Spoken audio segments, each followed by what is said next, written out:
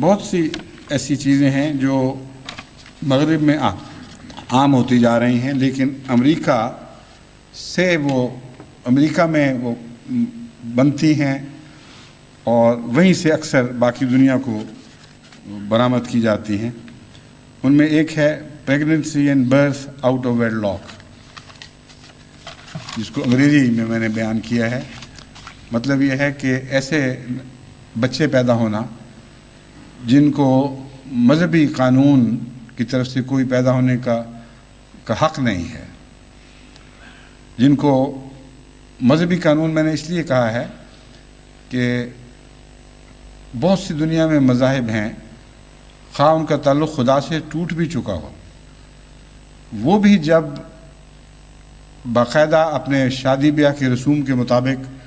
میاں بیوی کو ملاتے ہیں تو ہر مذہب کی روح سے وہ بچے جائز ہیں اور ان کا حق ہے۔ بس خواہ وہ خدا سے بے تعلق بھی ہو چکے ہوں، یہ اللہ کی رحمت عامہ ہے کہ اس نے یہ حق ساری دنیا کے مذاہب کو یا رواجات کو یا قوانین کو دے رکھا ہے۔ مذاہب کے علاوہ بھی وہ تمام رواج، تمام قوانین، تمام رسمیں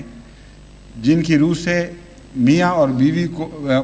مرد اور عورت کو میاں بیوی قرار دیا جاتا ہے، اس کے بعد جو بھی اولاد پیدا ہوتی ہے مذہب کی نظر میں، یعنی خدا کی نظر میں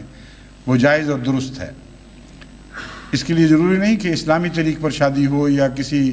ہندوانہ طریق پر شادی ہو۔ مذہبی بنیادی قانون جو قرآن کریم نے ہمارے سامنے رکھا ہے یہی ہے کہ ہر قوم میں اپنے رسم و رواج کے مطابق جو شادیاں ہوتی ہیں ان کی اولاد درست ہے۔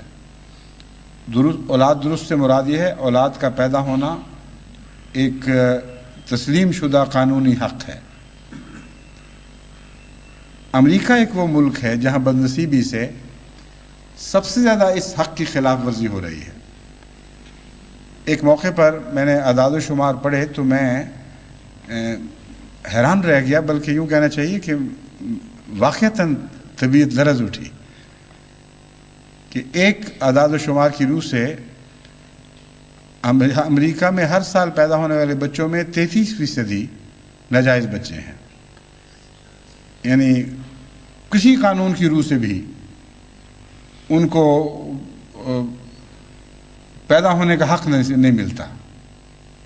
چاہے ریڈ انڈین کا قانون ہو یا عیسائیت کا ہو، کوئی بھی ہو، دنیا کا قانون ہو،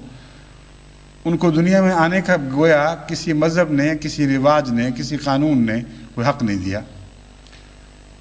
اور یہ رسم